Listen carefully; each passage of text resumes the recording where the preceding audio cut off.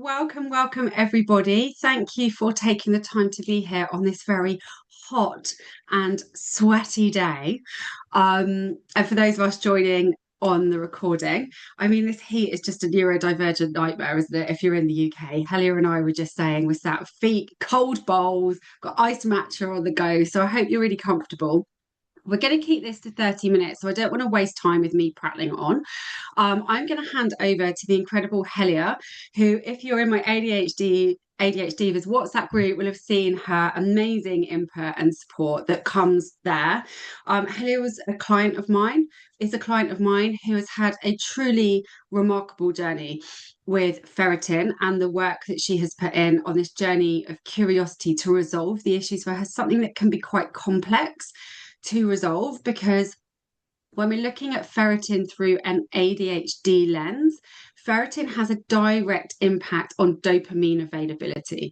So it's really important. The current medical levels of what is optimal or functional are quite different because optimally, I want you to feel good. Medically, we're waiting until you're on your knees and then require some kind of intervention. They're very different. So quite often, ferritin is something that gets missed on blood and can actually be something that's having a massive impact on a woman's experience. So I am going to hand over to the amazing Helia, who is going to take some slides through what is happening. And if you have any questions, please pop them in the chat and I will monitor that and come to that at the end. So Helia, over to you. Right, I'm really sorry. I've got all of the doors in my house open, and there's like a street party happening outside the front of the house for some reason. So sorry if it's noisy. Sorry if it's noisy. Yeah, great. But also, I'm a bit like just let people do whatever they want. It's just too hot for anything else.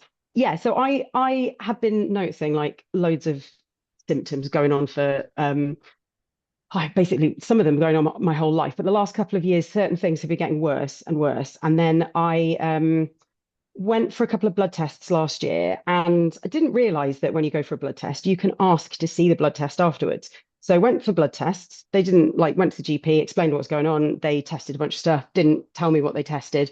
I called up for the results and they were just like, yeah, everything's normal. And I was like, all right, oh, maybe I don't know what it is. And then in January this year, so I was recommended to talk to you, Adele, by a friend of mine who has ADHD, who said that her sessions with you had been really eye-opening, and it had been loads of stuff she'd never thought about, like her gut health and or all these other vitamin levels and other things which aren't usually talked about, well, hadn't been talked about with me with my ADHD diagnosis. And I was like, okay, cool, gonna make an appointment. Made an appointment. We had a session in January, and in that session, you were like, right, so these are all the things that you need to get checked. And I was like, I've had blood tests, but what have they checked? I have no idea what they've checked. And I've got no idea what any of the levels of anything are. Because if these things, they check these things are normal, then I need to get other tests. Anyway, I went to the GP and asked for a printout of my blood test results to see what they had checked. And then I put it through AI, and I know AI is going to kill us all, but whatever. Put it through AI. It was really helpful. It's very good Points for out a couple. bloods. It is good for bloods. If you're not working with a practitioner, put it in and just for everyone listening and say, can you analyze these through a functional lens? So it's putting that optimal. Is this optimal? And that's a really great starting point to go, oh, okay. So brilliant, you did that.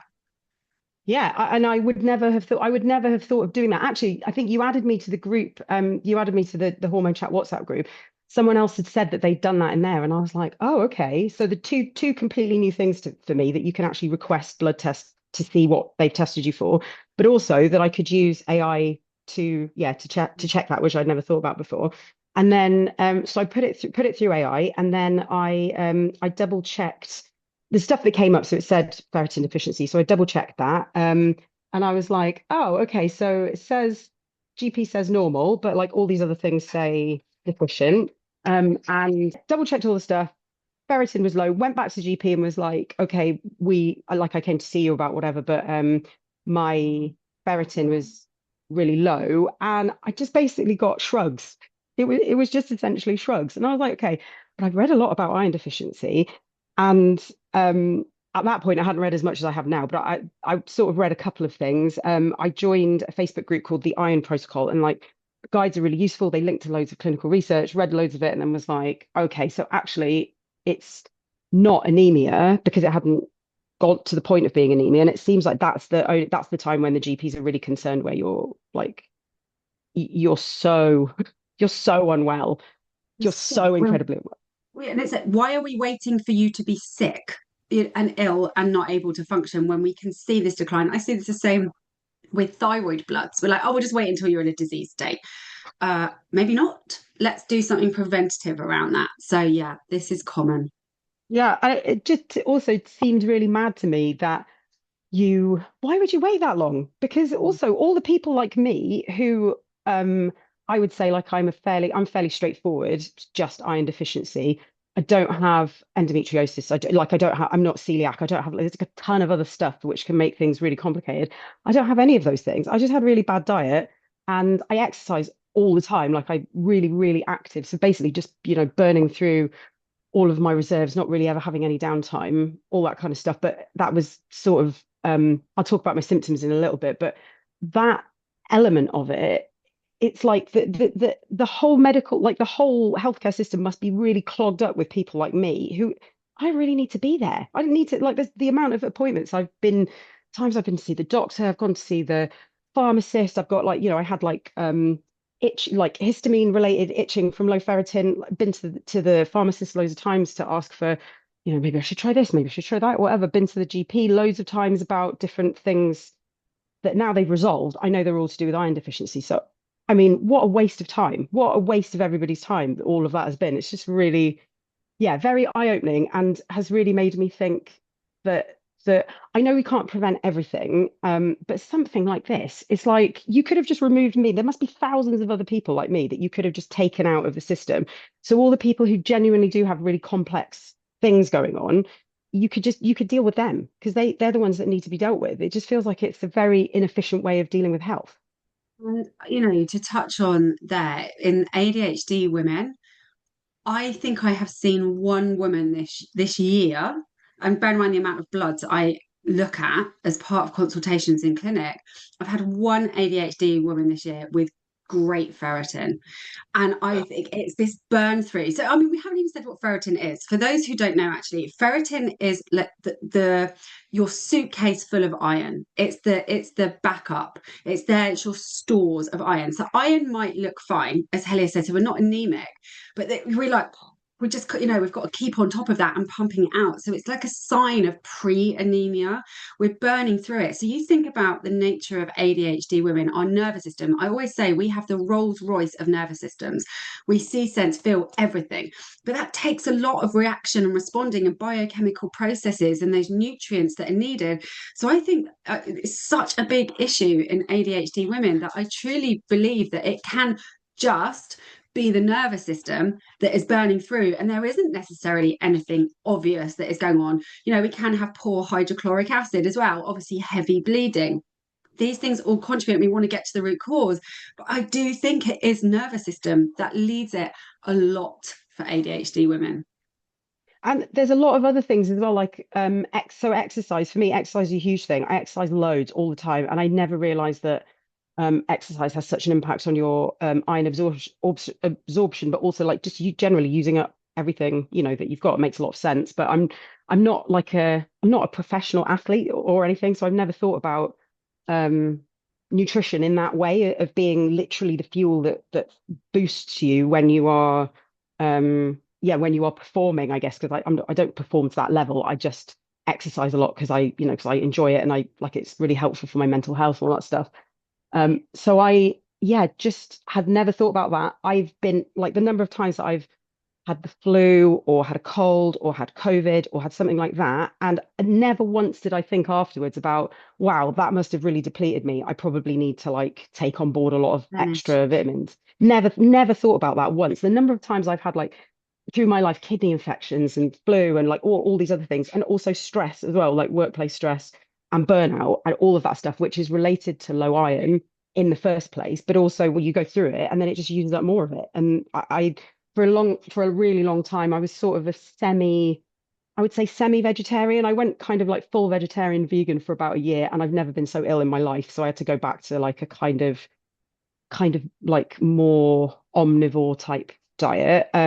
When I was younger, my mum used to feed me like organ meats a couple of times a week, like a very like super balanced diet, a lot better than when I was left, to my own devices at university where I just basically ate Rice Krispies for like 2 years and that was it. I know, Um, but for most of us little sensory beings that we are, the thought of chowing down through some organs is like, I know. oh, I literally could bear it. So for those of you who are like me, I can literally do anything for my health, but organ meat is just a step too far. So you can get liver capsules where it's ground down. And actually, I have an autistic daughter who has huge sensory issues with food. And I mean, she would kill me if she knew what was in them, but she will take those capsules. And I'm like, if I can get liver capsules in her body, I'm on for a win with some kind of nourishment in there because they're such nourishing foods. And to speak to this around iron in food, it's actually very difficult to get iron out of food. It's not very bioavailable at all.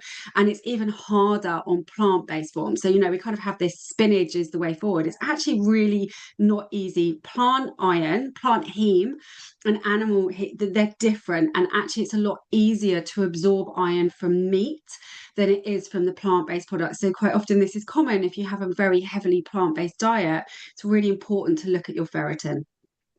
And also the other problem I had with the largely plant-based diet when I was largely plant-based, and I didn't realize what it was, but for years and years I've been having like weird food allergy symptoms, which I now realize again after seeing you is histamine intolerance. So lots of stuff that is vegetable sources of iron are super high in histamines or they're histamine releases or something.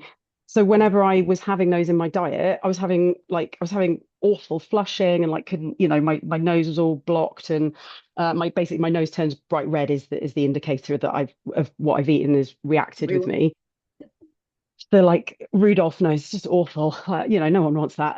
But that was another reason why being vegetarian was really hard for me because I was trying to eat the stuff that is the good stuff, and that was making me react loads. So what I found is actually since my ferritin has gone up, I my histamine intolerance is not as bad as it was, and also I've Great. started progesterone now, and that has been like a complete game changer for dealing with a histamine intolerance. But when my ferritin was really low, the reactions were just like they were overwhelming. So when I first started treating myself for the iron deficiency, I was like, okay, it's fine. I'm just going to eat loads of liver and I'll take heme iron and that's fine.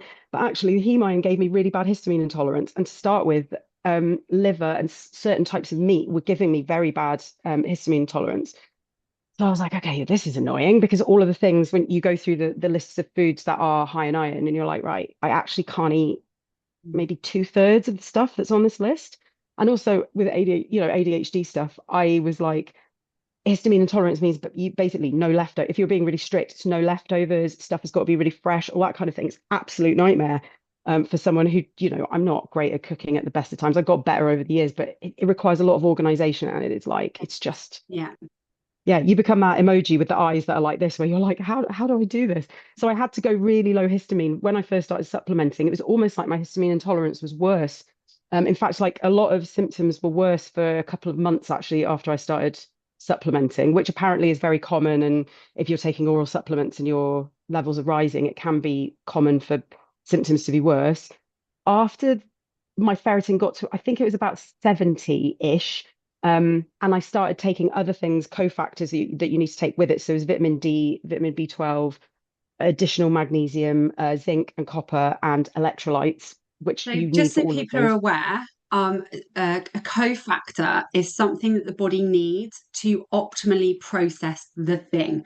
So, for example, you could take the iron in, but if those cofactors aren't there to help make it bioavailable in the body and do its thing, then the body's going to struggle with that.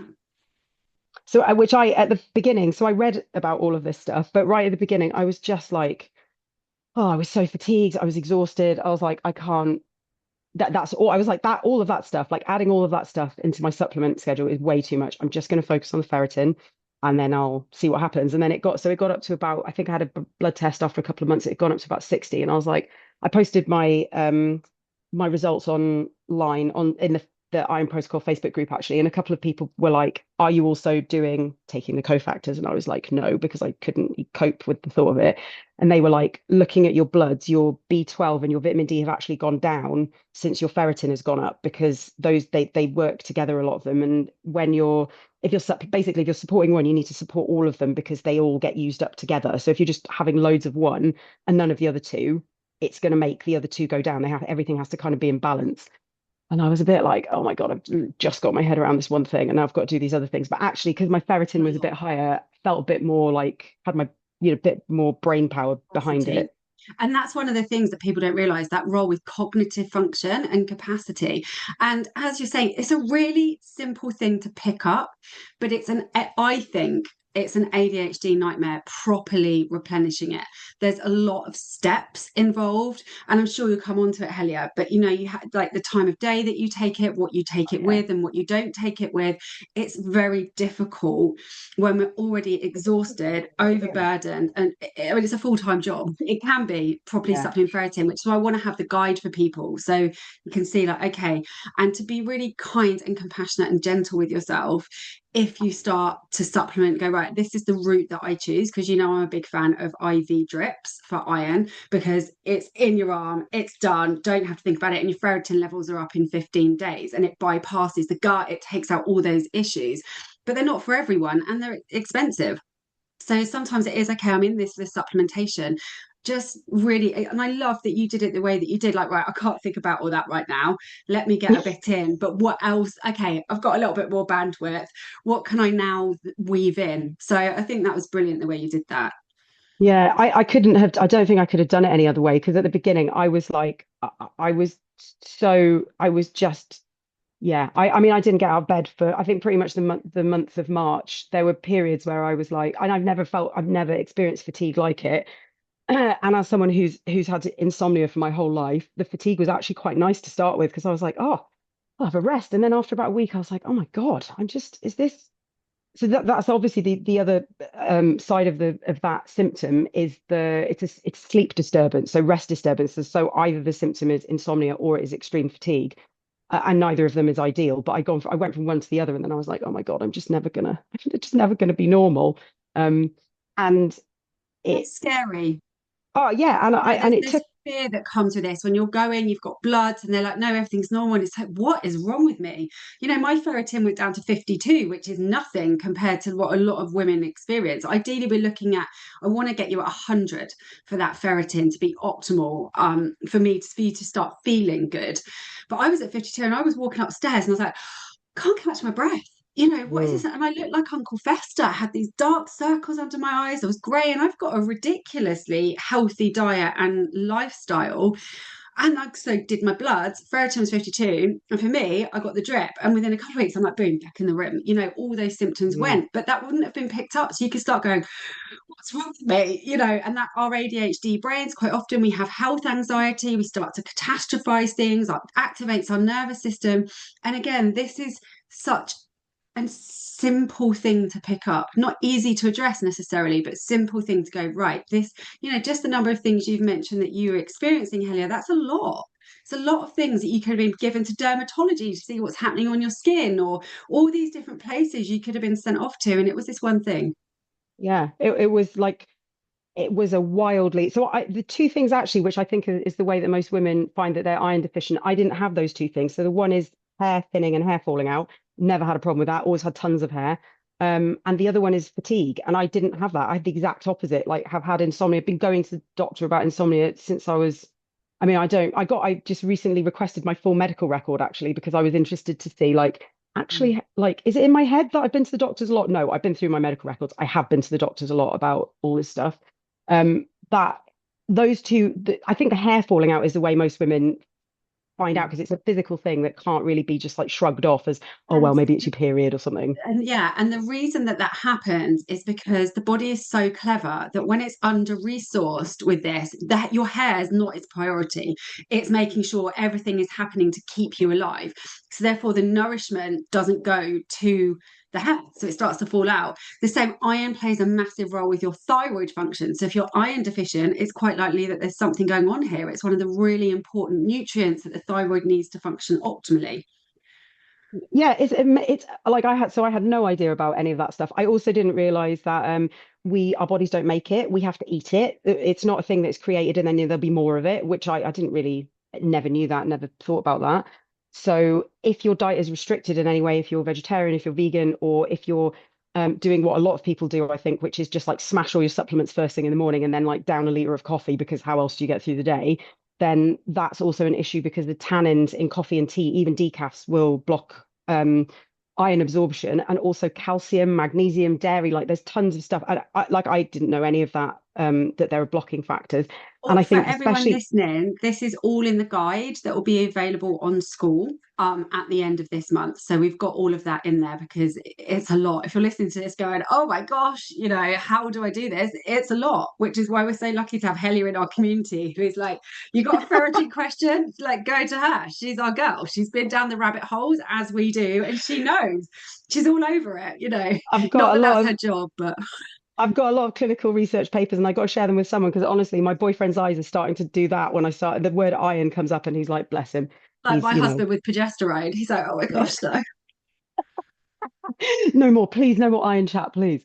Yeah, Um, it is like what I didn't realize, it is building block for so much stuff, so important, and we can't eat it, and there's all these things which block us having it, and especially ADHD, we use it up really quickly, and that's essentially that's the crux of it, is that it's really important. We should all be paying more attention to it in our diets. That's it. Like that's the most important thing. Absolutely. And we've got a question here. I think to summarize with this is get it checked.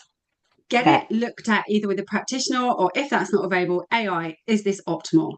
Okay. Then feel into what is the best way within your nervous system capacity to begin to nourish and replenish this.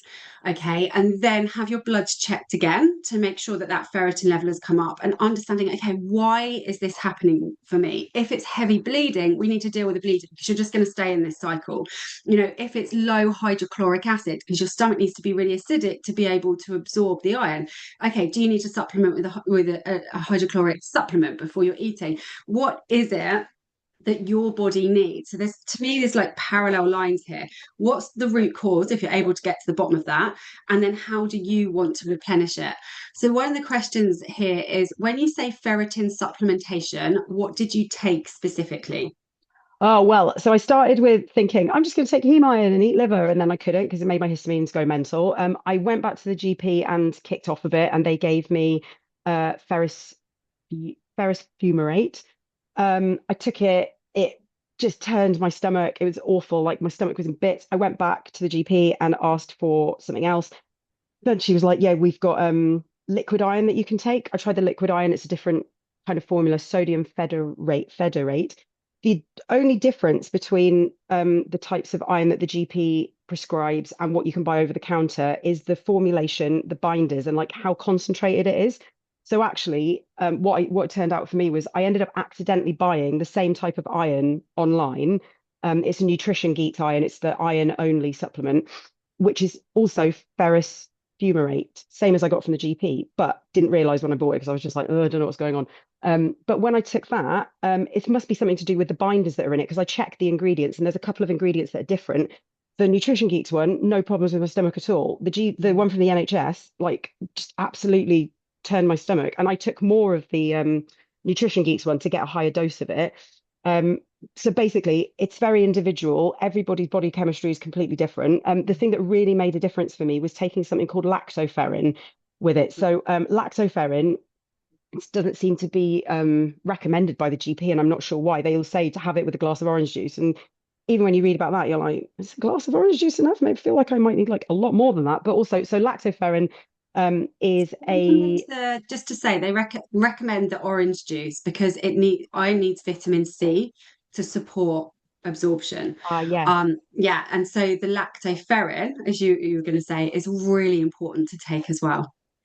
So lactoferrin, so I've read a lot of research papers about it. I still don't fully understand it, but basically it's something that so I've got dairy sensitivity, but I can still take it. If you're fully lactose intolerant, you may not be able to take it, but there's different forms of it. Um, what it does is it's an anti-inflammatory, so very, very good for digestion anyway. And I feel like people should be taking it anyway because it's got a lot of digestive properties. But what it does is it basically reaches out for iron, from what I understand, reaches out for iron that's just like randomly in your system because too much iron is toxic, and it grabs it and it stores it in. So if you take lactoferrin with a normal meal, for example, it will help you absorb the iron that's in the food that you're eating if you're having trouble for absorbing it kind of normally. So I took that with my iron supplement. I've no idea if you're meant to take. Some people are like, you should take it 2 hours afterwards, 2 hours before. But I was like, love, it's not enough hours in the day for me to take all supplements with the timing that you want. So I took it at the same time. I also had a little bit of food with it. So to start with, I was having a bit of an upset stomach. So I took it like I had satsuma with it, and very strict iron supplementation rules are like, don't eat any food with it. But then as I've read more, I'm a bit like the most important thing is just to get going with it and get it in your Yeah. system, and don't let perfection be the enemy of just like getting going. Because otherwise you'll I just be feel like like, that should be, we should have that on a t-shirt just for all ADHD yeah, people. Don't let perfection be the enemy, it will destroy you. You know, that's yeah, how we get in the pickle in the first place, usually, isn't it? But and you can get like that with iron. Like you say, it could be a full-time job of yeah. going, right, let's sit here. We're gonna have to build up the dopamine to be able to read the guide, then I've got to buy the stuff, then I've got to remember to take it at this point without it, it's a lot. You know, let's just be Yeah. honest, it's a lot. So I think you did an incredible job with being able to raise your levels. And I think it's important what you mentioned there. We can't just randomly supplement iron. I see women come in. I mean, ADHDers, we love a supplement, right? We've all got the supplement cupboard of the unopened ones that was going to be the thing that saved us, right? And so many women, they're knackered and exhausted. So they get, oh, I'll take iron. But actually, iron can be quite toxic. You know, it's really important we don't over supplement with it. And actually, the latest research says to take an iron supplement every other day, because if we're taking it every day, the body can't absorb it into the red blood cells. And so it just becomes a toxin that it's got to clear out. So you're actually overburdening the body. If you're going like, I'm going to go in hard, you know, like I'm going to take it twice a day, I'm going to go in hard. It's like, whoa, make sure your body needs this, because you can quite easily tip over into toxicity. And then you just got a whole other problem that you've got to deal with. Yeah. And also, it absolutely. So the first thing is get a blood test, get a blood test, get a blood test, because also their symptoms of iron deficiency are similar to. It's very rare, but there are some people who've got a condition where they've got too much. Their body absorbs too much iron, and the way that you get rid of that, I think, is amazing. You give blood, and that reduces that, and that like sorts that out. But the symptoms are the same as iron deficiency. So if you just feel like, oh, I'm having these symptoms, they sound a bit like iron deficiency, don't just randomly take supplements. Absolutely don't. Definitely go and get your iron checked. Even if the GP doesn't know what to do with the test results, other people will. So that's, yeah, main thing. Get a blood test. Yeah, really important. And so we've got a question here. How do you check hydrochloric acid levels in your stomach? So you can do a challenge where you can take a capsule of hydrochloric acid, and if it feels a bit burny, you probably don't need it. If you take hydrochloric acid and it doesn't, then you're probably going to be worth supplement it. But especially if you're in your perimenopausal season of life, it's less likely that your stomach acid is going to be where we want it to be. So you can take apple cider vinegar before a meal. I mean, I can't stand it. I've tried it so many times. I wish I liked it because I know it's good for me, but I just can't. So I take hydrochloric acid supplements. You can get testing done, but it's really tricky to do. So I would go, okay, what are some of the functional clues that could give symptoms? So it could feel feeling very full, even after small meals, bloating that happens particularly after protein-rich foods, excessive belching, iron deficiency that doesn't improve easily with supplementation, perhaps a B12 deficiency, finding undigested foods in your stools. Maybe you get gut infections. If you're on a proton pump inhibitor, this can really affect your stomach acid. So some of those things, rather than going, oh, here's a test. This is a test that we're going to do. Although the tests do exist, some functional, some medical. So I'm conscious of our time. We have done a whistle-stop tour of Ferritin, and I know we could sit here and chat all day about it. Is there anything else you want to share that you haven't had the chance to cover? Um, just very quickly, is probably about the optimal level. So I read loads of research papers that say optimal level for ferritin is around 100. Um, and obviously everybody is different. The issue is that you need to be driven by symptoms a lot. So a lot of it is like what is going on with it and what is related to it, and am I feeling that thing? So before, because I had no idea what the symptoms were, I sort of didn't realize until my ferritin got above 100, and then a lot of things just disappeared. And then I got really relaxed with my supplementing. I was just like, yeah, it's great. I'm fine now. Don't need to bother. So I went to like usual levels of just sort of taking it kind of maybe once or twice a week. And after about 10 days, my main symptoms, which are like that chest tightness where it feels like somebody, I thought it was asthma for years. I've been given loads of inhalers, they never did anything. Couldn't take a deep breath. Insomnia, palpitations, a bit of itching. They all came back within about 10 days. And I was like, oh, no, it wasn't 10 days, longer than that. It was about 3 weeks. They started gradually coming back. And after 3 weeks, I was like, hang on, I don't feel right. What's going on? I don't feel right. It's not related to my cycle because I'm tracking my cycles. And then I was like, oh, these are the iron deficiency symptoms. And have obviously what had happened is I think my ferritin had got below 100 because that was the last test that I'd had, which was a couple of weeks before that. So I started taking my supplements more regularly again. And then after about 10 days, all of those symptoms went away. And I was like, oh, this is like, you know, when the light bulb goes on, I was like, wow, this is science in action. So yeah.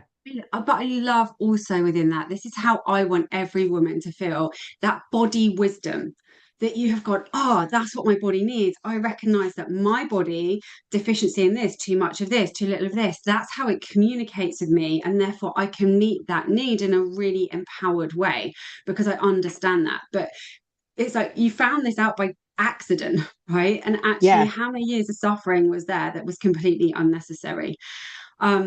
So thank you, Helia. I deeply appreciate you being in our community, going down the rabbit holes, doing the research on everyone's behalf, and being so proactive with it. Honestly, you're truly wonderful. And yeah, I just deeply appreciate everything that you've shared with us today and taking this time out of your personal life to be here for us. So thank Happy to you. do it. Happy to do it. Sorry, it's chaos in this house, but it's ADHD house, so I mean, that's come what on, you're happens. apologising to the wrong community here. We're all I with it. know. Like, it's not just me.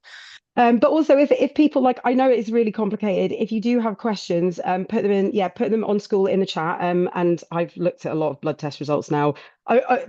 Specifically Oh, well, ferritin, you wish, but nothing there's else. 500 women in there, Helia. Be careful. Oh my gosh. But also, if there's other things that you want that you've got more questions on, I've got like about not 1,000. I've got a lot of clinical research papers that are saved. And there's a lot of really helpful people in communities online who can answer questions that like I don't know the answers to. So yeah, Happy to just do a little post on school that has got the Facebook page in that you yeah, mentioned. And if there's any particular resources, that might save you being asked 30,000 times. yeah, Like, actually, it's here. We can put it here and people can just access it. If you don't mind doing that, I yeah, don't want to of take course. advantage of your time. No, no, No. absolutely, really happy to do that. And I'll put all of the, not all the research papers, but the ones I think are the most readable, because some of them are like you Google every other word, but the more readable ones and the ones that have got useful things like charts of symptoms that you can very easily take a screenshot of and show to people, things like that. Yeah, I'll put those in there. You're amazing. Thank you so much. And thank you, everybody, for coming here. It's always nice to not just be talking to ourselves. So thank you for being here. Mwah. Take care, everyone. Bye. Thanks. Bye.